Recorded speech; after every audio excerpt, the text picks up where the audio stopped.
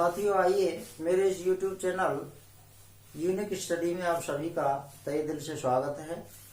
तो साथियों, अब हम चलते हैं हिंदी व्याकरण की ओर।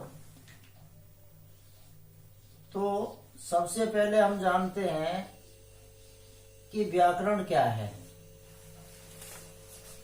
इसको हम इस तरह से भी ले सकते हैं, समझ सकते हैं कि व्याकरण का संधि विच्छेद करके देखते हैं तो वी प्लस आ प्लस करण, इसमें हमारे वी और आ उपसर्ग हैं। व्याकरण क्या है? अगर व्याकरण नहीं हो तो क्या खामियां आएंगी? तो साथियों, इसके बारे में सोचते हैं।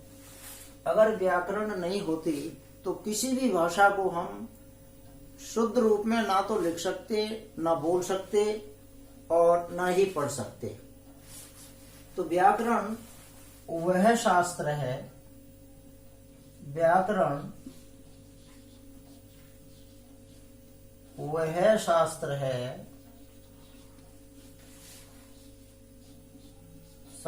है, जिसके द्वारा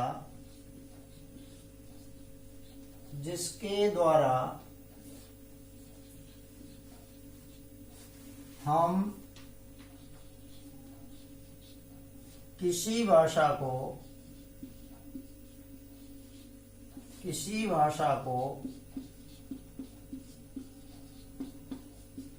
शुद्ध लिखना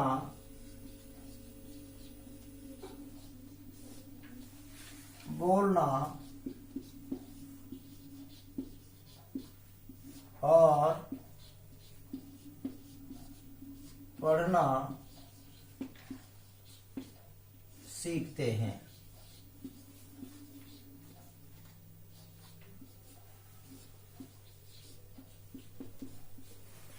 यानी व्याकरण वह शास्त्र है जिसके द्वारा हम किसी भाषा को शुद्ध लिखना और बोलना पढ़ना सीखते हैं।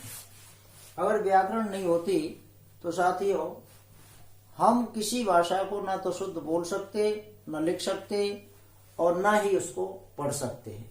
तो व्याकरण एक ऐसा शास्त्र है जो हमें शुद्धता की ओर ले जाता है। अब हम देखते हैं कि व्याकरण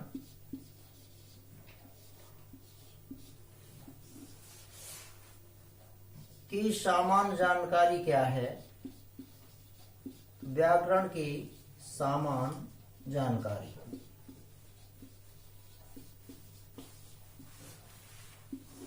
देखिए साथियों, व्याकरण को हम इस तरह समझ सकते हैं।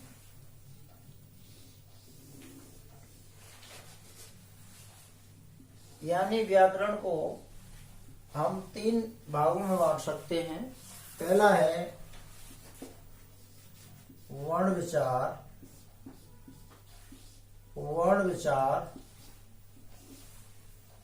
दूसरा बिंदु है शब्द विचार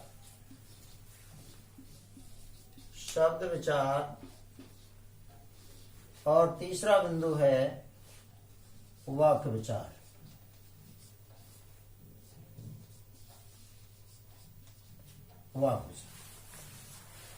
तो इस तरह से हम व्याकरण को 3 भागों में बांट सकते हैं और समझ सकते हैं। पहला है हमारा वर्ण विचार और तीसरे नंबर का वाक्य विचार है।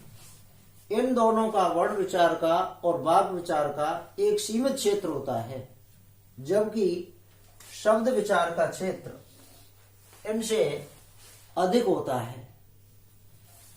वर्ण विचार को हम इस तरह समझ सकते हैं, 20% और वाक्य विचार 20%, जिसमें शब्द विचार का एरिया यानी क्षेत्र 60% कर सकते हैं, ऐसे समझ सकते हैं। यानी वर्ण विचार और वाक्य विचार का क्षेत्र कम होता है, जबकि शब्द विचार का क्षेत्र इन दोनों से अधिक होता है। अगर हम सरसरी नजर से देखें तो वर्ण विचार क्या है, यानी हमारे आज से ज्ञातक जो वर्ण होते हैं वो इसके अंदर आते हैं, और शब्द विचार में हमारे शब्द जो है एक वर्णों का सार्थक समूह होता है। जबकि ऐसे भी समझ सकते हैं कि वर्णों के समूह को या वर्णों के सार्थक क्रमबद्ध समूह को शब्द कहते हैं, जबकि शब्दों के हम क्रमबद्ध और सार्थक समूह को वाक्य कहते हैं। यानी वर्णों के मेल से शब्द बनते हैं और शब्दों के मेल से वाक्य बनते हैं। आप चाहें तो इसका स्क्रीनशॉट ले सकते हैं। तो आइए साथियों, सबसे पहले हम वर्ण विचार के बारे में समझते हैं। वर्ण विचार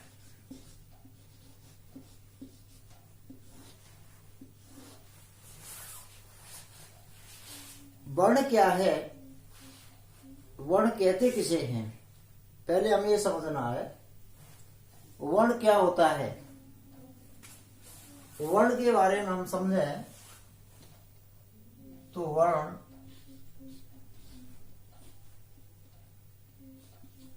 भाषा की सबसे छोटी लिखित इकाई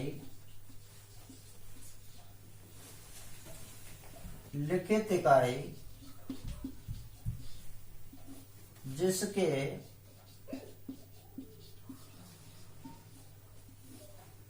और टुकड़े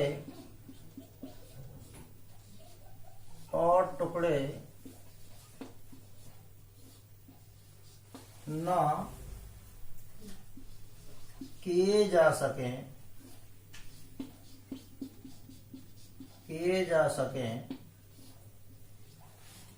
उसे वर्ण कहते हैं,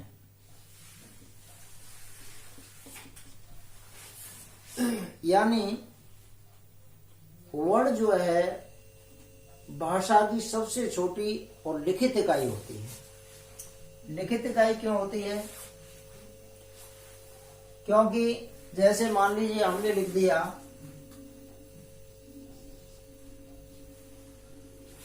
और हम कहें कि बताइए ये क्या है,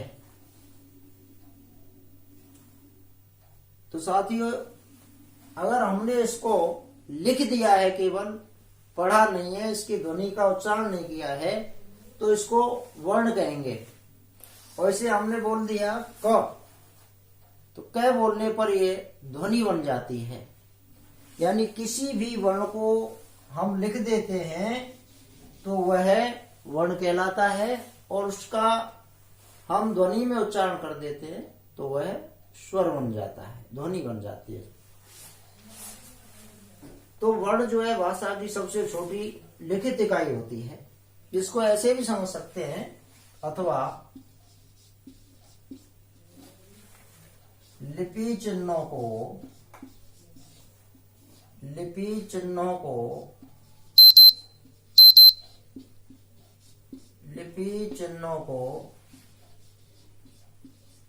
वर्ण कहते हैं, यानी लिपि चिन्ह क्या है? जो आज से ज्ञातक हमारे वर्ण हैं, इनको अपन लिपि भी कह सकते हैं। साहित्य में, चाहे वो हिंदी साहित्य है, संस्कृत साहित्य है, या वो आपका अंग्रेजी साहित्य है, सभी लिपियों में लिखे जाते हैं। इन जिन लिपियों में लिखे जाते हैं उन्हीं को हम लिपि चिन्ह कहते हैं। जैसे अ हमारा एक लिपि चिन्ह है, का लिपि चिन्ह है। ये सभी लिपि चिन्ह हैं। इस परिभाषा को हम ऐसे भी समझ सकते हैं या वर्ण को हम इस तरह से भी समझ सकते हैं। तो लिपि चिन्ह है वही हमारे वर्ण कहलाते हैं, या भाषा की सबसे छोटी लिखित इकाई है उसे हम वर्ण कहते हैं। मान लीजिए हम लिखित की जगह मौखिक कर देते हैं तो ये हमारी ध्वनि बन जाती है। क्या बन जाती है साथियों? ध्वनि बन जाती है। अब बात आती है कि अक्षर क्या है। कभी हम सोचते हैं कि भाई वर्ण और अक्षर क्या हैं। क्या सभी वर्ण स्वर हो सकते हैं? क्या सभी वर्ण व्यंजन हो सकते हैं? नहीं, सभी वर्ण अक्षर हो सकते हैं, लेकिन सभी स्वर व्यंजन नहीं हो सकते, और सभी व्यंजन स्वर नहीं हो सकते। तो अक्षर क्या है? अक्षर के बारे में जानकारी करते हैं। अक्षर का मतलब होता है कि संधि विच्छेद करके देखते हैं, अ प्लस क्षर। इसमें हमारे दो पद निकल के आते हैं। आ का मतलब होता है नहीं, आ का मतलब होता है नहीं, और क्षर का मतलब होता है नाश। यानी नाश नहीं होता है। नाश किसका नहीं होता है साथियों? नाश ध्वनि का नहीं होता है। नाश नहीं होता है। ऐसे भी समझ सकते हैं, अर्थात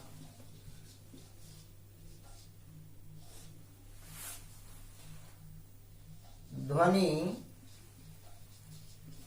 का नाश नहीं होता है।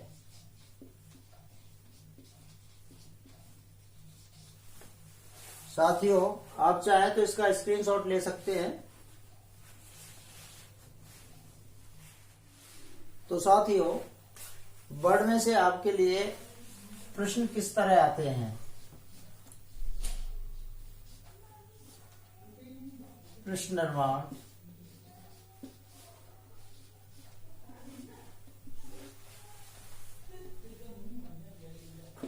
नंबर 1, भाषा की सबसे छोटी इकाई कहलाती है।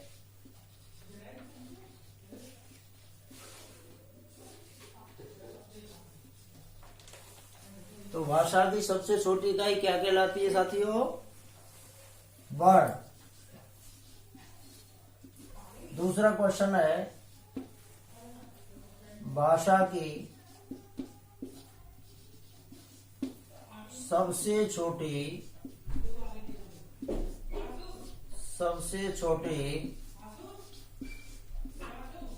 लिखित इकाई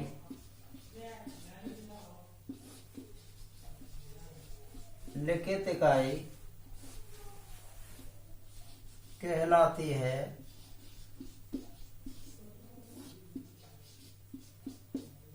तो साथियों, भाषा की सबसे छोटी लिखित इकाई क्या कहलाती है?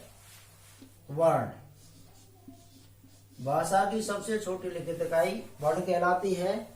और इस तरह से प्रश्न आ जाए कि भाषा की सबसे छोटी इकाई क्या कहलाती है? वर्ण। तीसरा प्रश्न आता है, भाषा की सबसे छोटी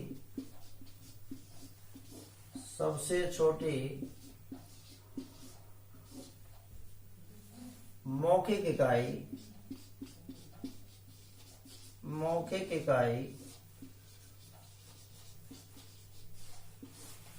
कहलाती है।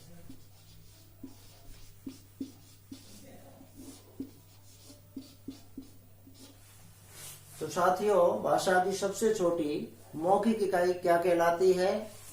भाषा की सबसे छोटी मौखिक इकाई ध्वनि कहलाती है। क्या कहलाती है? ध्वनि कहलाती है। नेक्स्ट क्वेश्चन बन सकता है, भाषा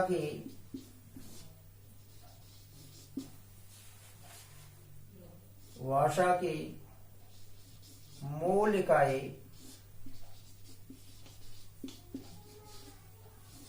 कहलाती है, या इसको अपन मूल आधार भी कह सकते हैं, कहलाती है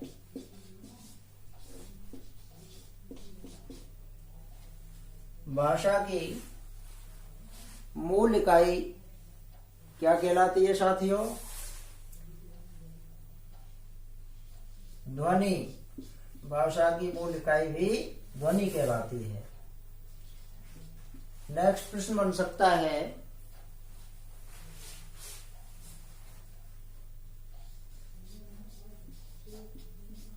भाषा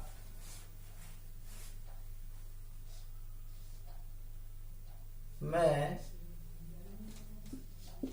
जिसके और टुकड़े ना किए जा सकें, और टुकड़े ना किए जा सकें,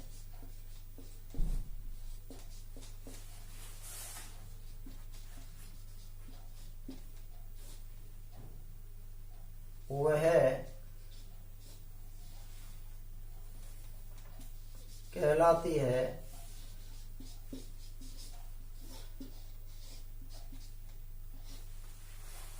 यानी आपके जो हमारी परिभाषा है उसमें से भी वो प्रश्न बना सकता है। इसलिए परिभाषा को एक एक शब्द को भली भांति समझना है, दिमाग में रखना है। उसमें से भी आपके प्रश्न आ सकते हैं। जैसे भाषा में, ये अभी परिभाषा में से ही लिखा है मैंने कि भाषा में जिसके और टुकड़े ना किए जा सकें वह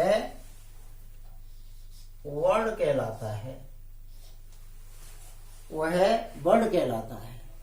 तो आप चाहें तो स्क्रीनशॉट ले सकते हैं।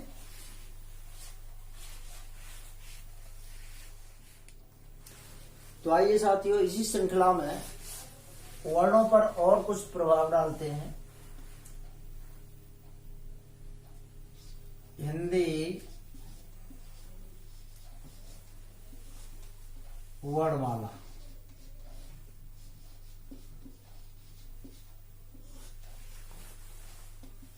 हिंदी वर्णमाला, बताइए साथियों, क्या एक फूल से माला बन सकती है क्या? नहीं। ठीक उसी प्रकार एक वर्ण से हिंदी वर्णमाला नहीं बन सकती। इसमें बहुत सारे वर्णों का समूह होता है, इसलिए इसका नाम वर्णमाला रखा गया है, वर्णों की माला। तो हिंदी वर्णमाला को हम दो भागों में बांट सकते हैं, जिसमें पहला नाम निकल के आता है स्वर, दूसरा व्यंजन।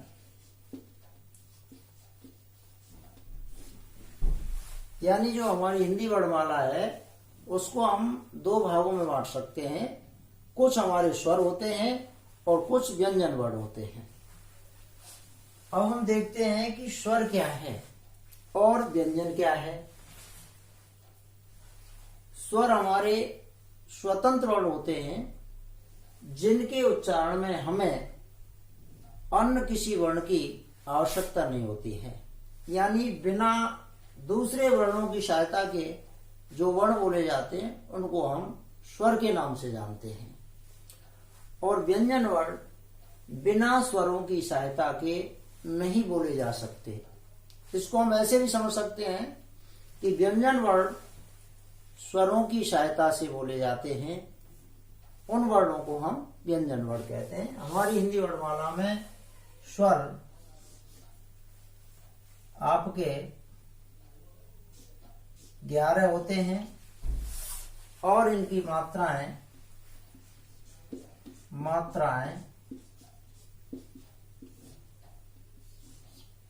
10 होती हैं। अब सवाल इस बात का आता है कि जब हमारे स्वर 11 होते हैं तो मात्राएं 10 क्यों होती हैं? आखिर इनमें से कौन सा स्वर है जिसकी मात्रा नहीं गिनी जाती है? तो साथियों, वो है हिरस आ।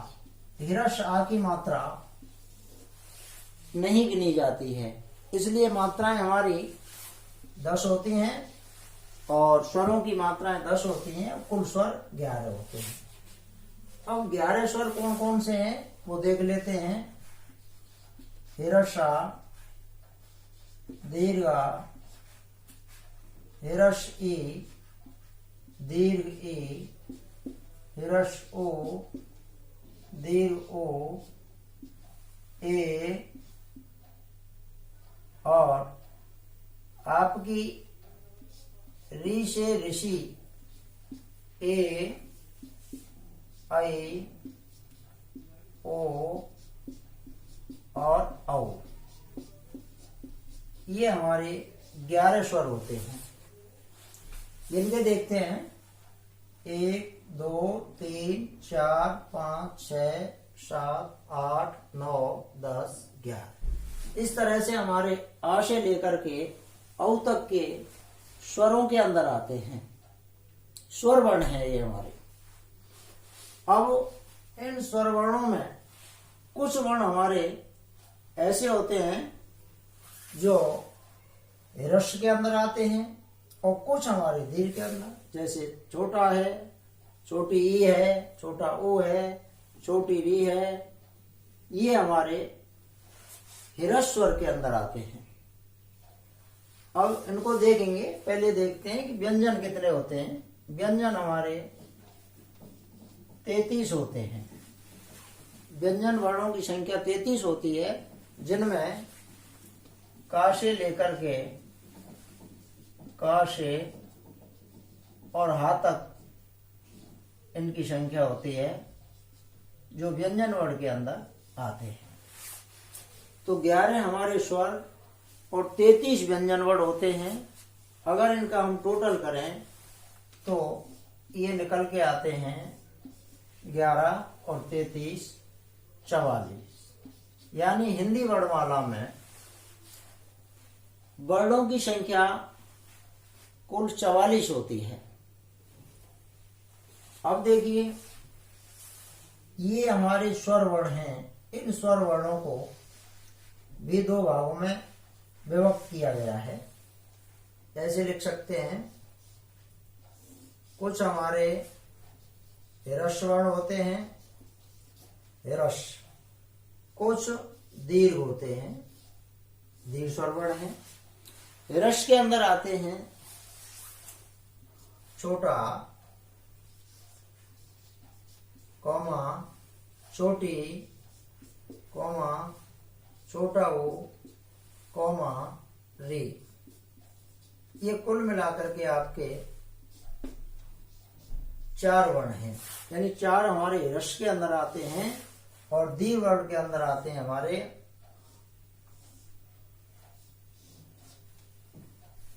बड़ा, बड़ी, बड़ी, बड़ा ओ, ए, आई, ओ और औ।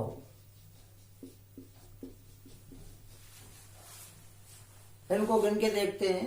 1 2 3 4 5 6 7। यानी हमारे दीर्घ वर्ण हैं, दीर्घ स्वर वर्ण हैं 7 होते हैं और 4 हमारे हिरस वर्ण होते हैं।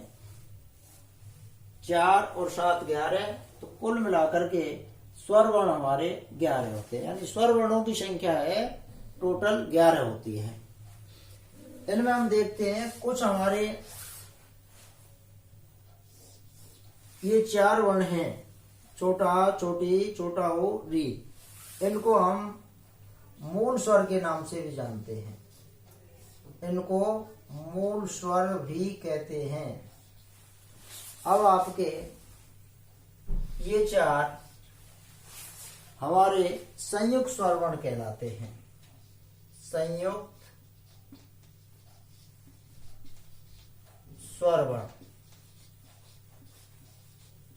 साथियों, संयुक्त का मतलब होता है मिले हुए वर्ण, यानी ये 2 वर्णों से मिलकर के बने होते हैं, इसलिए इनको संयुक्त स्वर वर्ण के नाम से जानते हैं। जैसे आप देखते हैं ए किन 2 स्वरों से मिलकर बनी है, बड़ी ए है, किन 2 स्वरों से मिलकर बनी है, छोटा ओ है, बड़ा ओ है। ये कौन से 2 स्वरों से मिलकर बने हैं, इसलिए इनको संयुक्त स्वर के नाम से जानते हैं। तो ए को हम देखते हैं, आपने पढ़ा है पूर्व पद में रस आ हो और पर पद में रस ई या दीर्घ ई हो, तो इन दोनों के स्थान पर ए कर दिया जाता है। और वो आप देखते हैं, अगर पूर्व पद में रस आ या दीर्घ आ हो और पर पद में ओ हो, तो ऊ के स्थान पर ओ कर दिया जाता है। इसलिए 2 स्वर वर्णों से मिलके बने हैं। क्या इधर आ है, इधर ई है, ये रस ई भी हो सकती है, दीर्घ ई भी हो सकती है, इधर रस आ भी हो सकता है, रस ओ हो सकता है और दीर्घ ओ भी हो सकता है। तो ओ के स्थान पर ओ कर देते हैं, इसलिए 2 स्वर वर्णों से मिलके बने हैं, इसलिए इनको संयुक्त वर्ण कहते हैं। आपका ए और औ, इनको देखते हैं, ये हमारी वृद्धि स्वर संधि के अंदर आते हैं। जैसे पूर्व पद में रस आ हो या दीर्घ आ हो और पर पद में रस ए हो सकती है, दीर्घ ए भी हो सकती है, तो इनका एक दीर्घ स्वर वर्ण बड़ी ए कर देते हैं। तो ये भी संयुक्त वर्ण है, आ है, ए का मेल है, तो बड़ी ए बन रही है। ऐसे और देखते हैं हम, पूर्व पद में रस या दीर्घ आ हो सकता है, पर पद में ओ या ओ हो, तो ओ के स्थान पर वही ओ कर देते हैं। इस प्रकार ये हमारे संयुक्त स्वर वर्ण भी हैं। आप चाहें तो स्क्रीनशॉट ले सकते हैं। तो साथियों, अभी आपने स्वर वर्णों के बारे में जानकारी ली। अब हम देखते हैं व्यंजन वर्ण। व्यंजन वर्ण जैसा कि हमने अभी बताया आपको, इनकी कुल संख्या 33 होती है, जो हमारे का से और हा तक होते हैं। हा तक। अब कैसे होते हैं का से हा तक, देखते हैं। व्यंजन वर्णों को साथियों इस तरह समझ सकते हैं, इनके भी कुछ पार्ट कर लेते हैं। नंबर 1, स्पर्श या वर्गीय वर्ण। स्पर्श या वर्गीय वर्ण। दूसरा है अंतस्थ वर्ण, अंतःस्थ वर्ण। और तीसरा है ओष वर्ण। यानी व्यंजन वर्ण को हम 3 भागों में बांट सकते हैं। पहला स्पर्श वर्ण, जिसको हम वर्गीय वर्ण के नाम से भी जानते हैं। दूसरा हमारा अंतस्थ वर्ण है और तीसरा ऊष्म वर्ण है। स्पर्श वर्ण से लेकर ऊष्म वर्ण तक हमारे का से आ तक के व्यंजन वर्ण कंप्लीट हो जाते हैं। अब पहले ये देखते हैं कि इनको स्पर्श वर्ण क्यों कहते हैं। स्पर्श वर्ण हमारे 25 होते हैं साथियों, जो का से और मा तक होते हैं। का से कहां तक होते हैं? का से और मां तक।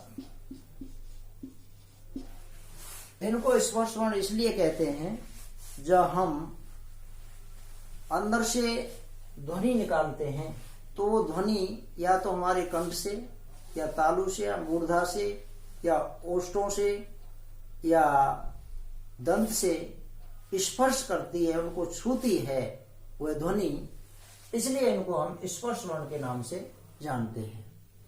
इसको आप ऐसे समझ सकते हैं इस डायग्राम के माध्यम से।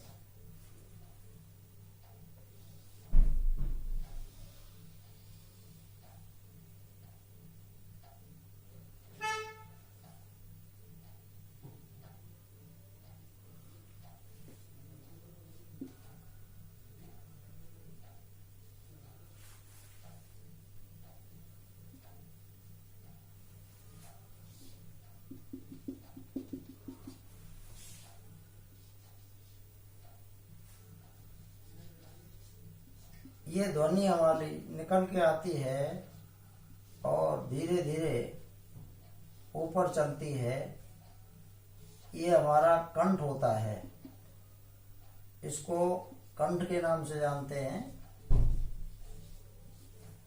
फिर ऊपर जाएगी ध्वनि, यहाँ तालु से स्पर्श करेगी, फिर धीरे धीरे ये हमारे जो मसूड़े होते हैं, मसूड़े कहते हैं, इनको हम मूर्धा के नाम से जानते हैं।